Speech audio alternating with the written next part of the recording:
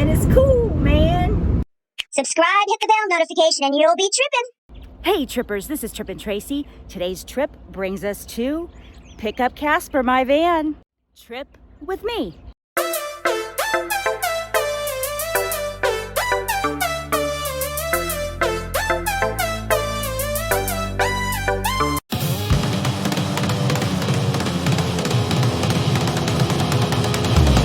On our way, I'm excited.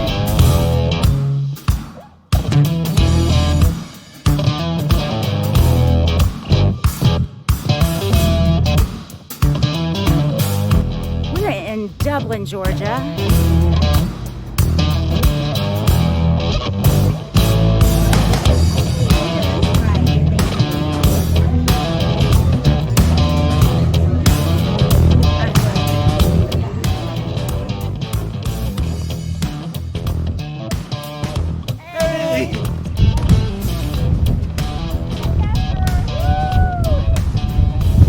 So that's their entry port for their cat loot. Cool. And we'll go from the back side a little bit, let you see how that drawer slides out. So if you did want to pull out your cat from this angle, you could. Come out that way. So I put these here just so it gives you a grab point. Comes out this way, or you may decide you just want to get rid of this box altogether. Okay, Depends on if that's you're taking nice. the cats on that trip or not. Yeah, it's perfect. So that way if I have the cats, I use it, and if not, I can... Yeah, because that could be a great space for your blanket storage as well. Right. And where this is the Victron, it's got the Bluetooth. It'll show you how much solar you've brought. This is like, most of it's just going to self-run itself. The only thing would be ever if you had a problem, one of these guys would just pop. When you add a second battery, you could just tie it in here if you wanted to. That way, I could have drawn an arrow, I didn't think about that. But your battery goes round through here, and then it feeds everything. All your energy changes around in this one little box. A lot, you've seen a lot of times where people like add stuff on your battery post and stuff. Using stuff like this makes it safer. Okay. So like if you wanted to turn your battery entirely off, you could just push this button. And if you didn't want to know, if you was like, I just want to make sure it's off, you can just push both of them. This one feeds the inverter. So luckily you can chase the wires pretty quickly, but Okay. if you wanted to turn everything off for sure, you could just kind of go through and push all the buttons. All right. But you probably can from that angle now see the 12 volt DC to DC and solar. Okay. And below this box is where this solar comes in, and the Sterling, or from the engine battery.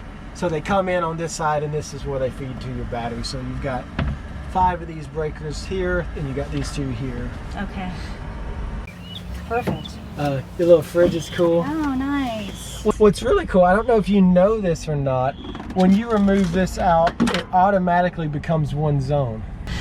And this is your metal spice. Again, these guys you probably saw me pull in, they ride just like that. There's enough slope. Again, the manual's up there. I haven't read what all these, how you program them. I'm sure you can have it stop at a certain point, but you can just, up and down is all you use. And if you find the angle you like, you can hit okay and it stops it. But it'll go down to a certain point where it's flat. And that's, right now it's tied in on the RCA to your cameras outside. This is so cool. So 1 is driver side, 2 is forward, and 3 is passenger side. Okay. And the way it's set up is whatever this one is on, it'll mirror it up front. So I haven't, like I said, the remote that have the wire, so that's directly back is channel 1, and you can see it shows pretty good. It's pointed down. We'll show you that, the cameras themselves. And then channel 2 is right now it's set on the front one, but whatever it is on the back 1, 2, or 3, it mirrors it right there. Okay. This is where your breakers are and your fuses. Again, I really don't expect you really much in here. because everything's been on, I don't know, almost a month, 3 weeks. So it's like just kind of been running, self-running. Your AC, you'll have to play with it to like, I can't tell you a short little, I don't even have it memorized myself, like if it's clockwise or counterclockwise to cold. But on this, there's an arrow right here, and right now it says off, low fan, high fan, low cool. All right. Then your dome lights here, and then the fans there. Push it, there's a little button there. Okay, I see it. And it pushes up to be an exhaust fan. Okay, this button right here, and that's what? That's the fan? Or? Yeah. Okay. And then the one on the outside is for the lights. Okay. And then your other lights are here. Get it dual zone for you, front or back. Maybe you don't really need it that separated in the size of a van, but it's just, sometimes it is nice to just, especially laying down, to not have the light shining down on you. Right. So both of these outlets are tied together. You know, for when you're cooking, I didn't know what spot you'd be cooking at more, if you'd be more over here. So I was like, okay, but if you just plan on cooking over here, so I was like, give you two. You could have got away with one. That's nice. So you got these two 110 outlets here, and then you've also got a third one up here. This has got your USB plugs here, and then your 12-volt socket, and all of this is tied to your house battery. So if you want to leave your fan plugged in, or phone, or whatever you want to charge here, you don't have to worry about killing your engine battery. Oh, okay. I do it that way just so you don't have to worry about plugging in your 12-volt blanket and then the next morning your engine when it starts. Yeah. So I just go ahead and separate it all back. Great. So, but you see, this 110 is on its own breaker. Those two in the kitchen are tied together. That's all the 110 you have, is those three. And then 12-volt, you got your lights on one.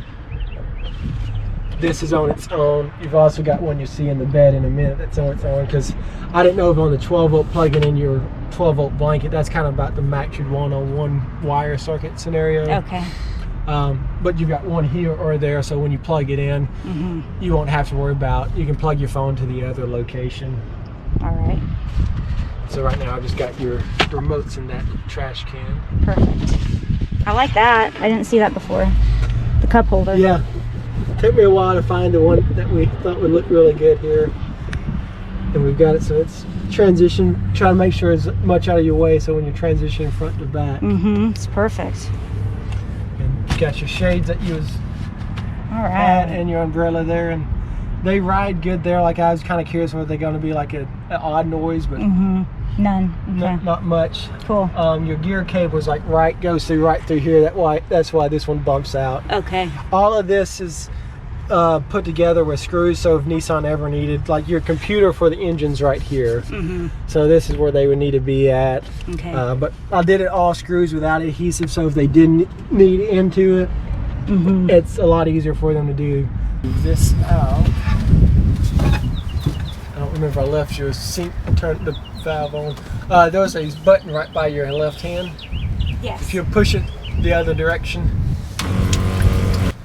to slide it wouldn't have worked out as well. Oh, okay, that's good. Yeah. So I've got it bungee just so if you ever have to slam on the brakes, you don't have to worry about your tank coming forward.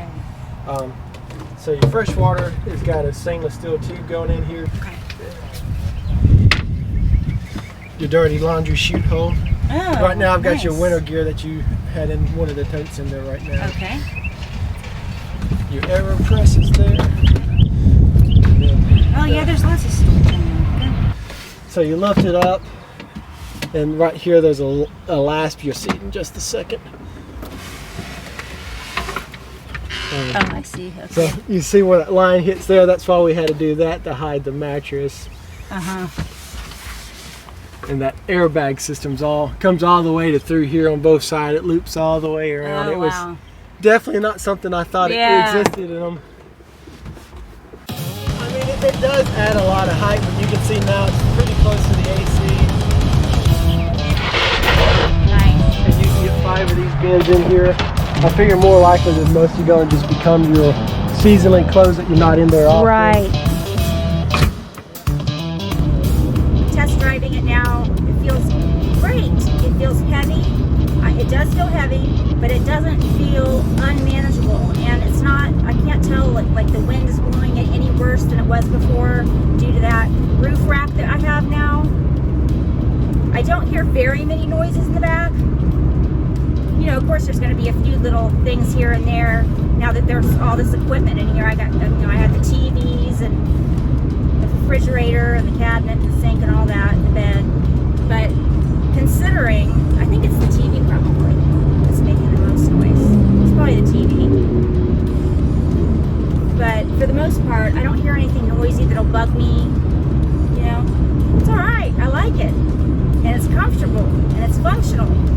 And it's cool, man.